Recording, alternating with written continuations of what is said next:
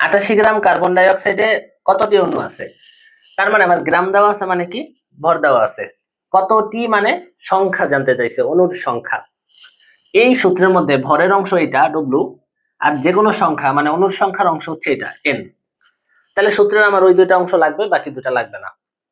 তো তুমি লিখতে পারো ডব্লু বাই এম সমান এন বাই এন এ। কতটি অণু চাইছে না, তার মানে যে কোনো সংখ্যা আমার বের করা লাগবে। তো আমি করব কি, এন এর মান বের করব।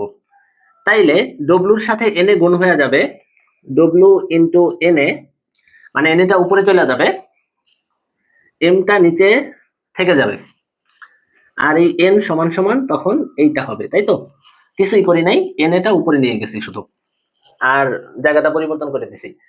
এখন খেয়াল করো, এম হচ্ছে আণবিক ভর, যেটা আমাদের বের করা ছিল অঙ্কে 44 গ্রাম। এইটার যে ঐকিক নিয়মের অঙ্ক, সেইটার অ্যান্সার আর এইটার অ্যান্সার কি একই হবে না? হ্যাঁ। তো এই অঙ্কটা করতে অনেক বেশি জায়গা লাগে, এটা করতে কি অল্প একটু জায়গা লাগলো।